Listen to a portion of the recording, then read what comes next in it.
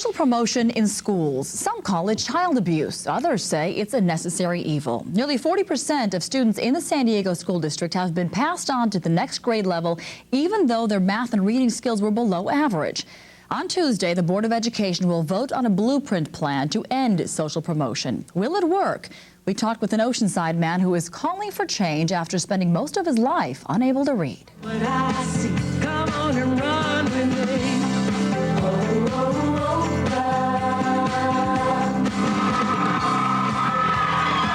He made the national spotlight as the teacher who couldn't read. He was a success story by anyone's standards, a happy family man, a former school teacher, but his entire life was based on a lie. A lie he held on to for 40 years. John Corcoran of Oceanside was socially promoted in school, passed on from grade to grade without reading a word. Now he's trying desperately to get educators to look at why that is still happening. And in reality, social promotion is a symptom, and it's a symptom of illiteracy. It's a symptom of us failing to teach our children how to read, write, and spell. That's the real problem. Corcoran was appointed by President Bush to serve on the board for the National Institute for Literacy. And under President Clinton, he continues to make it his mission to get out his message from coast to coast. All schools must end social promotion. I think that we're beginning to, acknowledge how deep and wide this problem of illiteracy is. From Los Angeles to Atlanta, school district superintendents have been criticized for backing off stricter standards because too many students would have to be held back. Last year in LA alone, 300,000 students were scheduled to repeat a grade, and educators say that can't happen. The people on the bus go up and down. Some people say holding a child back is psychologically damaging. Corcoran says not preparing them for life is even more damaging. Illiteracy is a form of child neglect and child abuse. Here in San Diego, Corcoran hopes change will lead the nation. But is it that easy? This cannot be done overnight. San Diego School Superintendent Alan Burson says it won't help to keep kids back without first changing the system. We can't expect to get new results if we continue to operate on old methods. So you're going to have to change the methodology. You're going to have to change the attitude. You're going to have to change the philosophy. Okay. So what is the new philosophy? No, accountability is very important. People need to be held accountable for results, whether student results or teacher results or administrator results. And that's where we need the boldness and leadership. But our school leaders say the new program is impossible without the help of students' families. Parents, grandparents, guardians, aunts, and uncles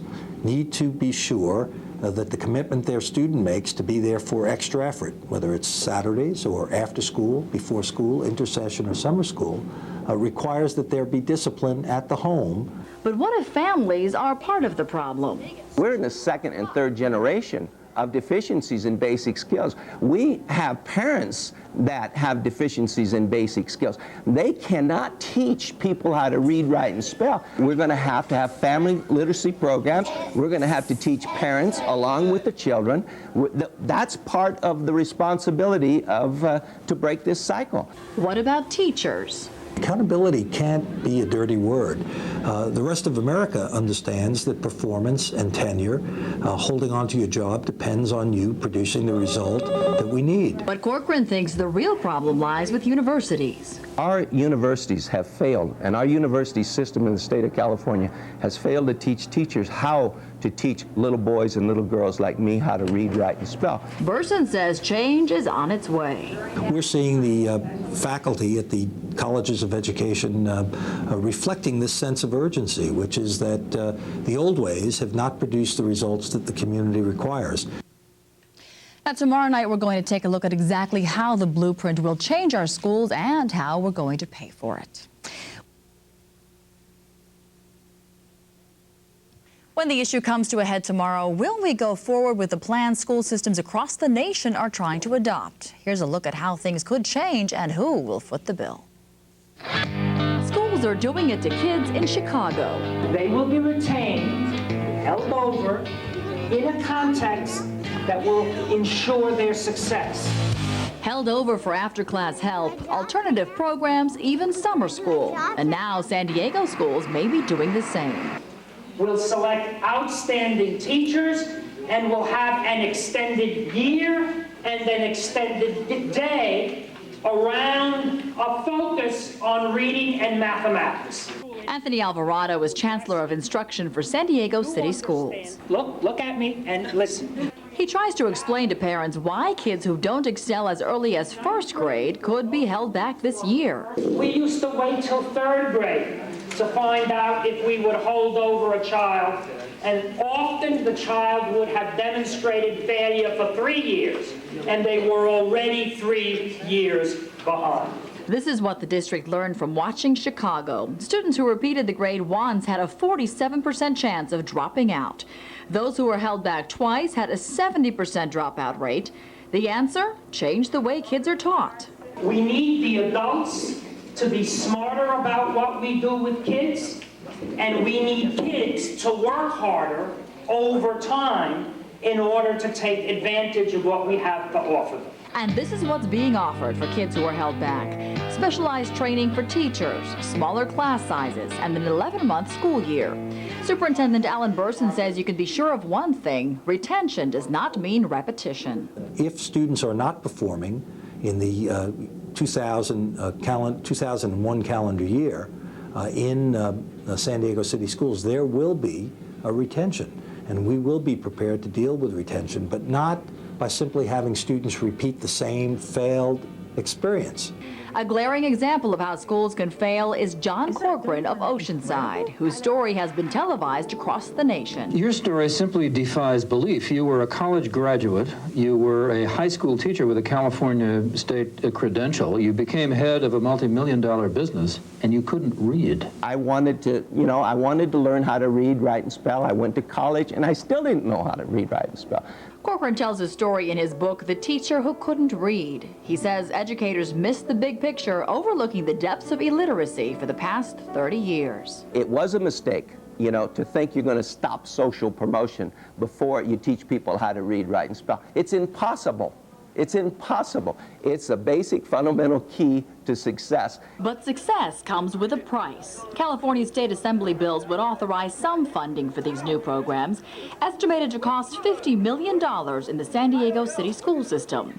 Burson plans to reallocate existing funds, but leaves open the option to look to taxpayers, though he's not ready for that yet. We have an obligation. Again, it's reciprocal accountability. Right. We have an obligation to the taxpayer to say we are going to produce more productive results from the resources we have. Now, right now, states like New York spend twice as much money per student funding their public education systems than California spent.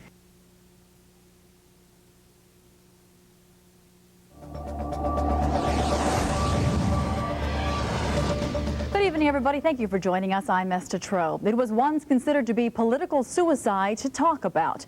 Educators and politicians avoided the emotional issue of bilingual education. But tomorrow, some California educators will learn a painful lesson.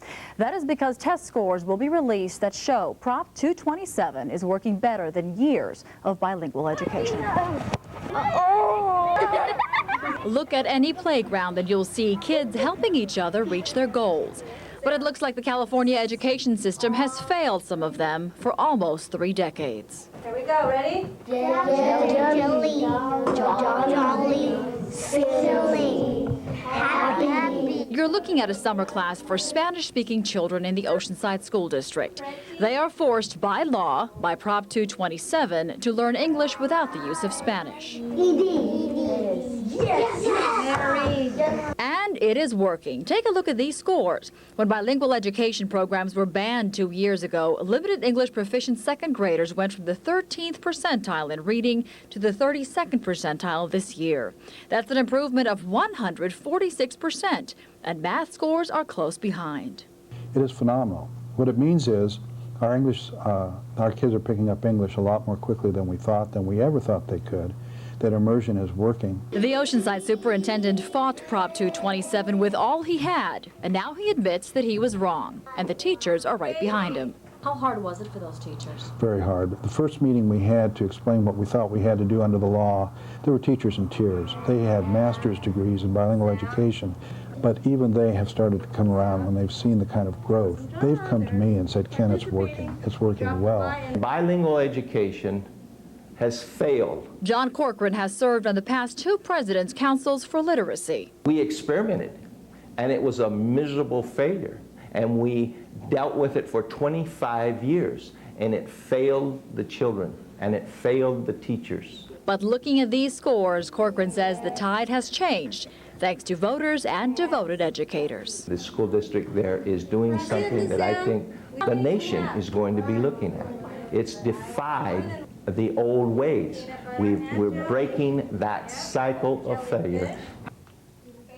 Now, Oceanside Superintendent Ken Noonan says his limited English proficient students are more fluent in English by grade 2 than they would have been in 6th grade under the bilingual education system. You can check to see how all grades in your district scored. The statewide SAT-9 STAR scores will be posted on the California Department of Education's website at cde.ca.gov by noon tomorrow.